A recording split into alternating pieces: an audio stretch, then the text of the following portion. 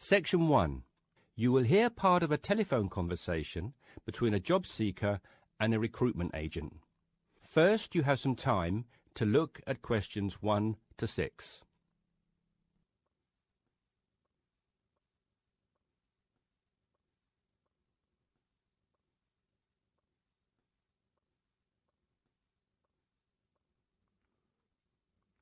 You should answer the questions as you listen because you will not hear the recording a second time. Listen carefully and answer questions 1 to 6. Yes, so that's Janet Thompson. Would you like me to spell it? If you wouldn't mind, thank you. Just the surname, please. No problem. It's Thompson.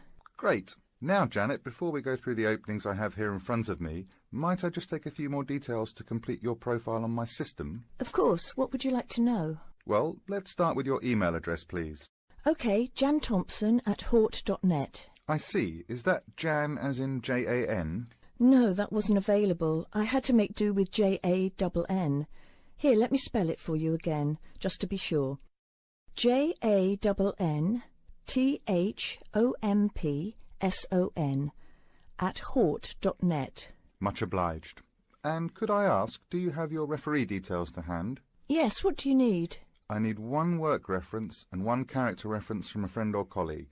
OK, for a work reference, there's Jane Foote. She's my former boss at Bermuda Girls' School, head of English. OK. My personal referee is Monica Carbody. Mon and I have been best friends since we met in Bermuda in 1991, when she was deputy head of English under Mrs. Foote. Perfect. And you mentioned, of course, that you're an English teacher, but are there any additional subjects you're qualified to teach?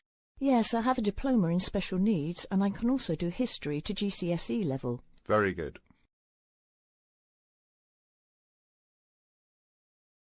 Before listening to the rest of the conversation, you have some time to look at questions 7 to 10.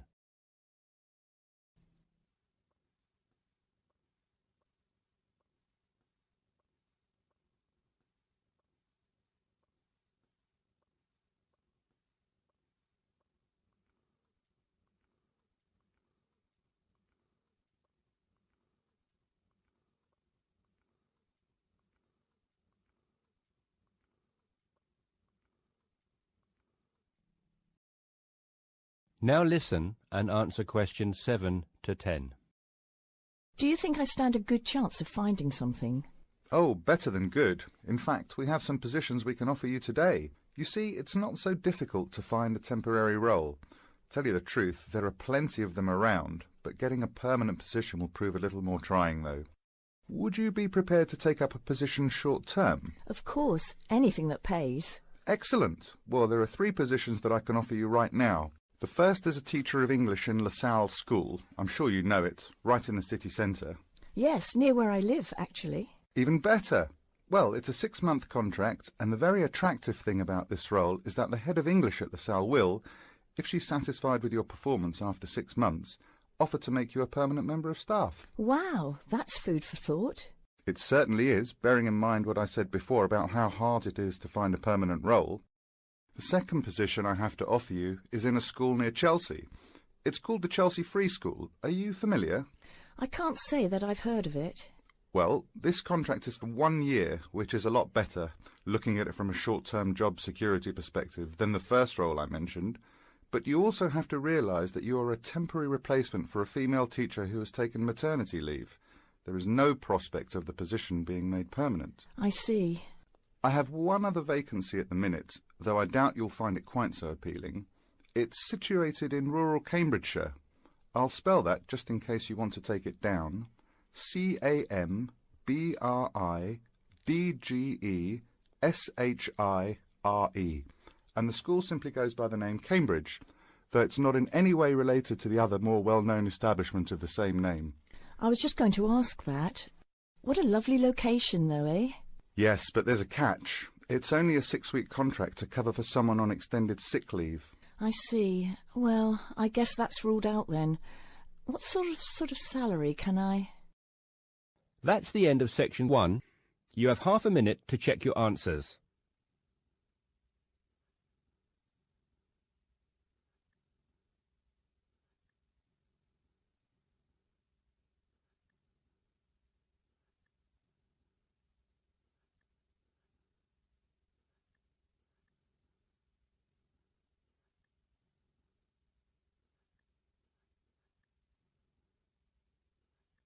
Now turn to Section 2. Section 2. You will hear a flight attendant talking to passengers on an airplane. First, you will have time to look at questions 11 to 15.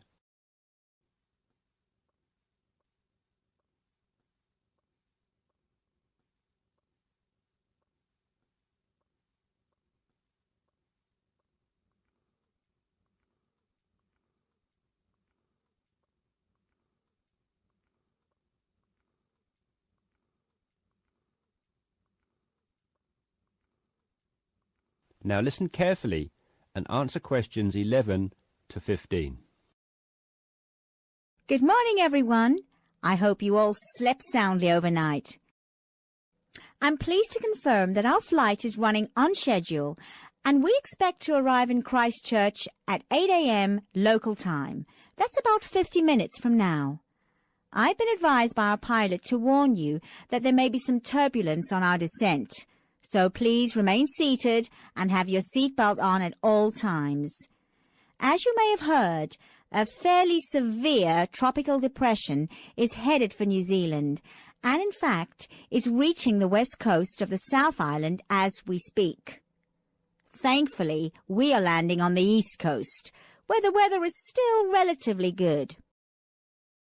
Wind speeds are steady at around 15 miles per hour and the sky is generally overcast, though the sun may creep out from time to time as the morning progresses.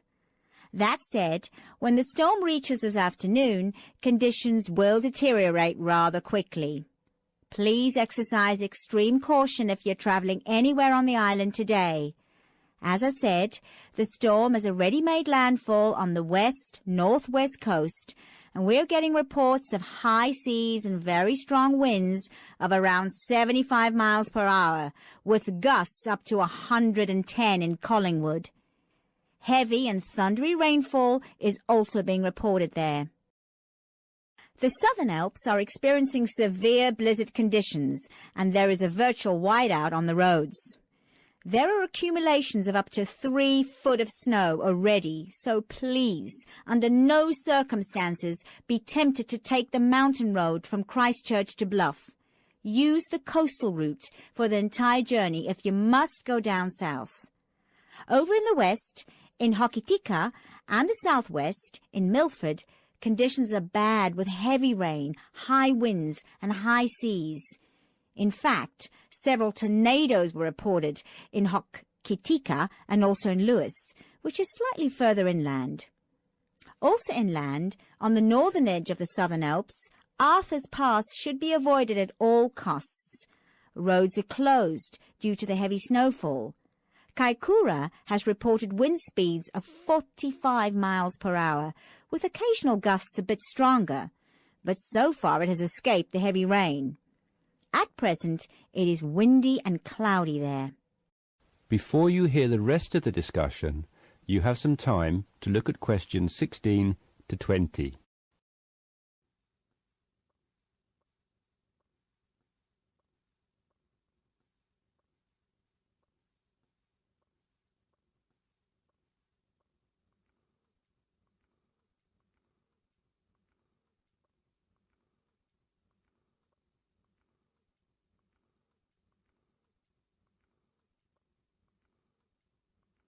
Now listen and answer questions 16 to 20.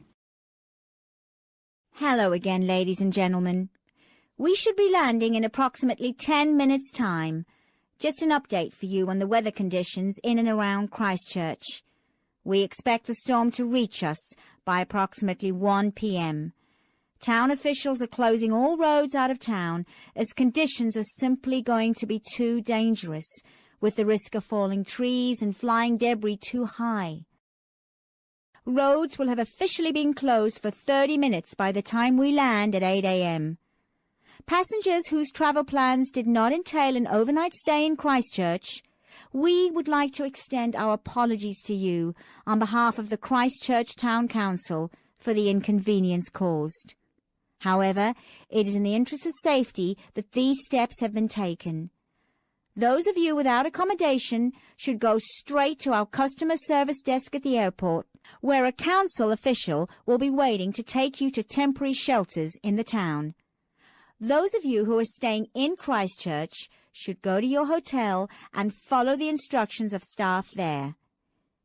It may yet be necessary to evacuate you down to the shelters as well.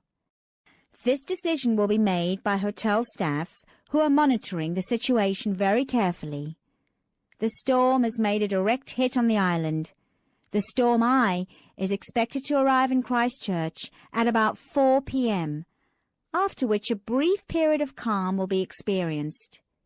The western wall of the storm will then hit at approximately 4:30, and the extreme winds and heavy rain should have improved by about 7 p.m. All roads will be reopened from 9 p.m. onwards. However, we're advising people to refrain from driving unless absolutely necessary, as conditions will be extremely hazardous with a risk of flooding everywhere. Flash flooding is a real danger for the valley towns of the south in particular, as mountain rivers and tributaries have already swelled to record levels. High winds have already caused massive power cuts in west coast towns, and a string of major tornadoes have caused havoc across the Midlands. If at all possible, stay in Christchurch until tomorrow morning, when the clean-up will begin. And, above all, stay safe. That's the end of section 2. You have half a minute to check your answers.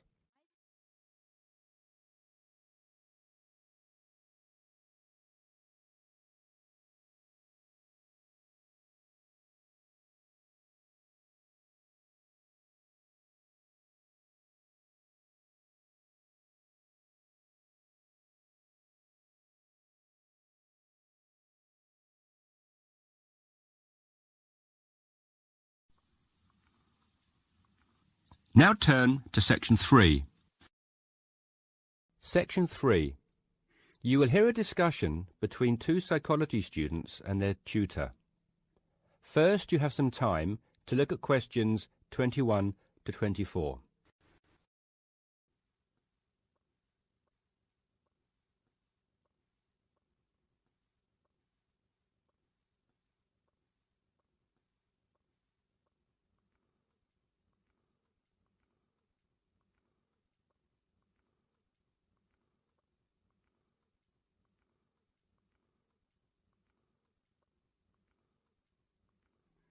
Now listen carefully and answer questions 21 to 24. So, how did you find the lecture yesterday? Reasonably interesting, but he sort of rushed through Maslow's work, which, considering it's been covered before, is fine for everyone else except me, who missed the last lesson. Why don't you fill him in then, Tina? Me? Oh, OK. Well, basically, it's simple enough. We all have certain needs, and what Maslow did was group them into categories. Depending on how successful your life has been or what stage of life you are at, your needs change and you shift from one of Maslow's categories into another. First, there's your basic needs. Physiological needs, the professor said. Is that right? Very good. These needs are pretty obvious. They're our most basic ones. Things every human needs to survive and function, like air, water, food, clothing and shelter. It's not rocket science, this bit. Maslow just points out that until we have satisfied those basic needs, our desires don't evolve into anything more complex, and we don't seek any greater form of fulfillment. Isn't that a bit irrelevant today? Not really. Millions of people in the developing world are still fighting to fulfill these needs, fighting for their very lives every day. Good point. So anyway, Maslow represented what he called his hierarchy of needs on a pyramid, or, in 2D, a triangle. With physiological being at the base, presumably. Yes, it's obvious, isn't it? What's at the other end of the spectrum, then? Well, to be at the pinnacle, you've got to have mastered the other levels of need. Then you are in the self-actualization zone. This is a place where you are very at one with yourself and looking to make the absolute most of your skills, talent and potential. You can only focus on maximising these, though, of course, if, as Maslow reminds us, you're fulfilled in every other sense. And what are these in-between levels, then? Well, after you've found food and water and shelter and so on, the next step is to fulfill your safety requirements. Safety does not just mean your physical safety, though. That's far too simplistic. It's also about your emotional safety, your job security and so on. And let me guess, after that it's the need for esteem. No, Maslow reasoned that after your physiological and safety needs are fulfilled, the next most urgent requirement is for friendship, intimacy, companionship and so on. You know, on an emotional level, building a family, having relationships, etc. Only then, after you have found a sense of belonging, does the need for esteem take precedence, he argues. Presumably that's the need to feel accepted and valued. Yes, but more on that later. Do you feel more comfortable now? Yes. Thank you both. Before you hear the rest of the discussion, you have some time to look at questions 25 to 30.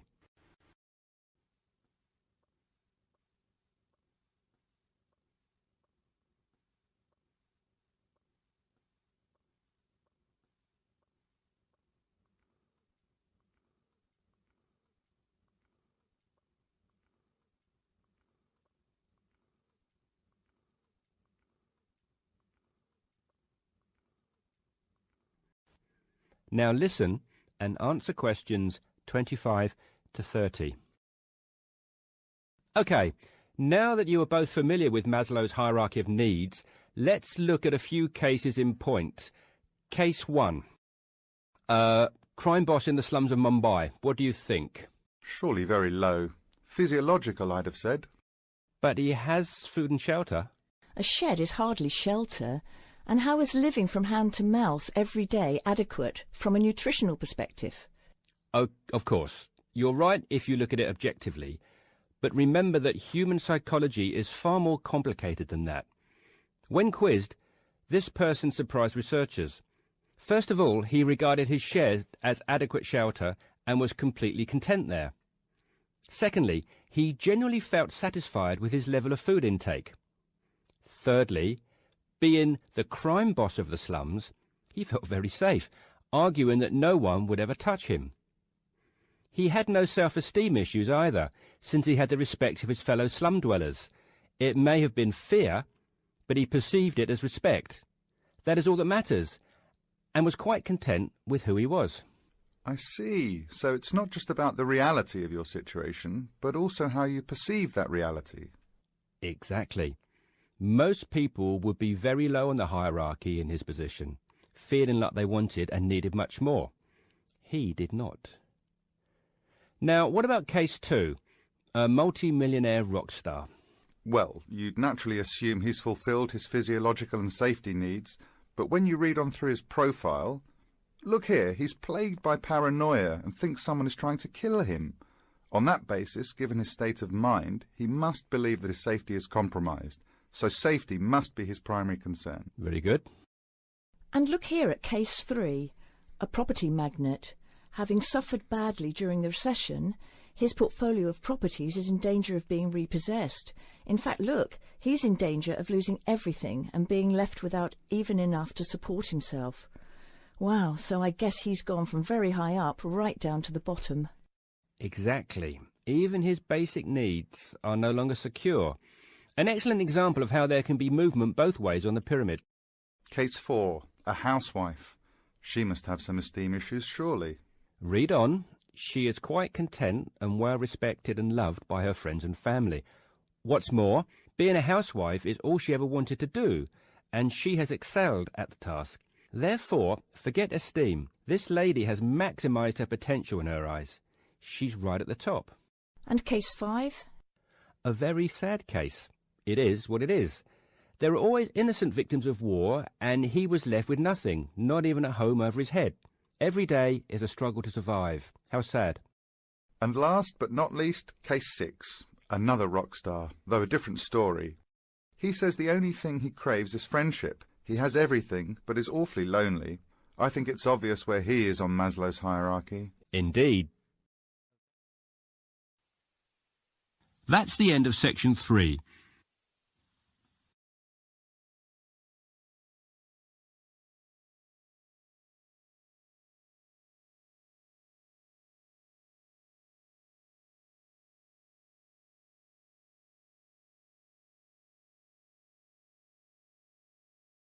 Now turn to Section 4.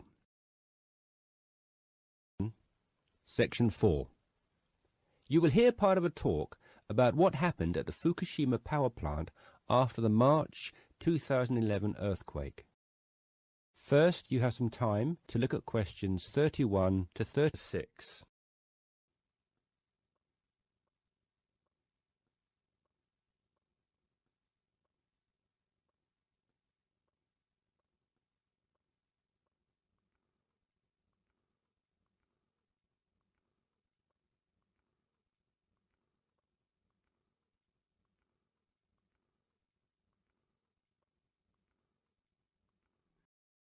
Now listen carefully and answer questions 31 to 36.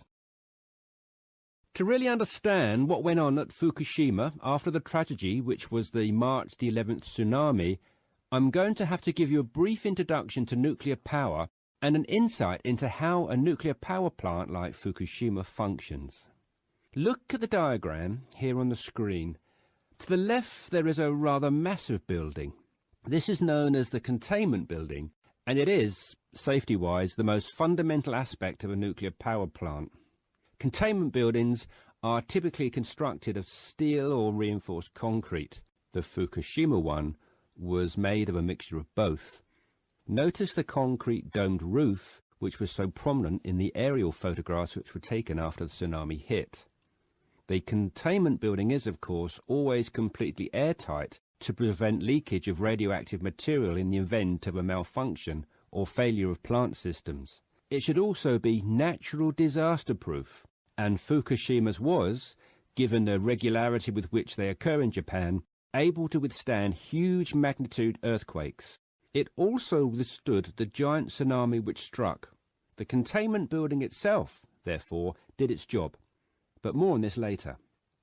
The containment building houses the reactor core, which is where all the nuclear reactions take place. You will also notice the 4 cooling rods.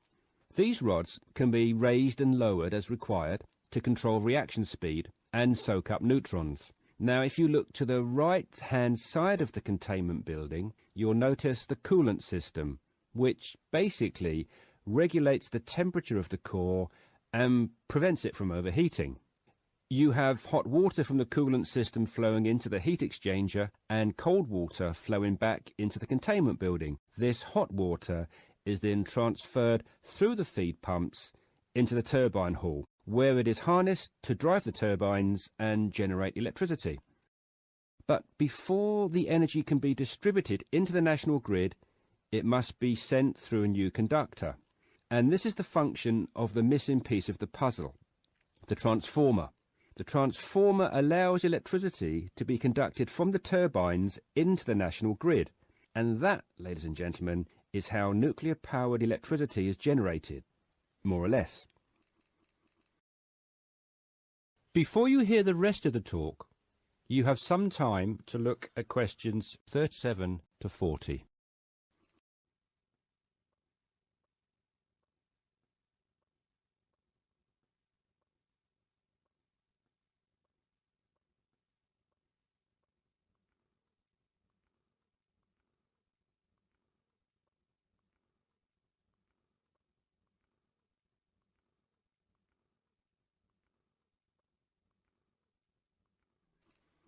Now listen carefully and answer questions 37 to 40.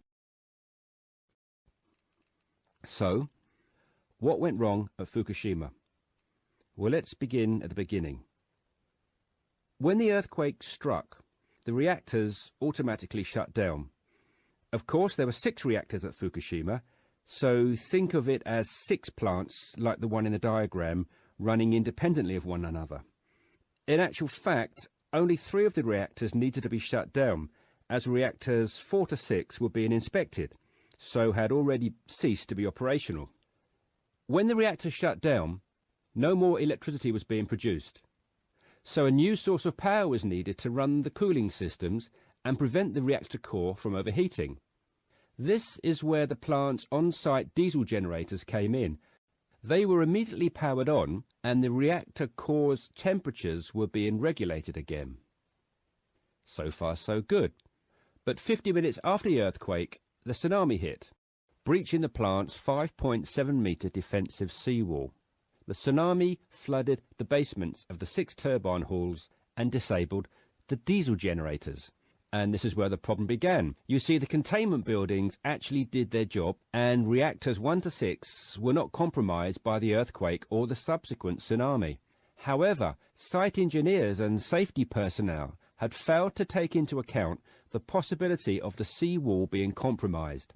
Once this happened, and the turbine halls flooded, the diesel generators were useless. It was going to be a race to get the coolant systems up and running again in time to stop meltdown or fallout from occurring.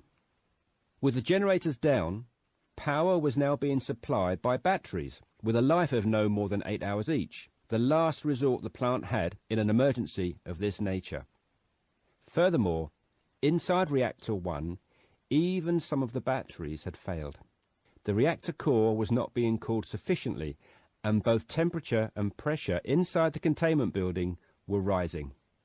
Eventually, a day after the tsunami, there was an explosion in the reactor building and the roof collapsed. Engineers made a desperate attempt to cool the reactor core by pumping salt water into it, but the damage had already been done and the reactor had begun leaking. It was confirmed later that same day that meltdown had occurred. That is the end of section 4. You now have half a minute to check your answers.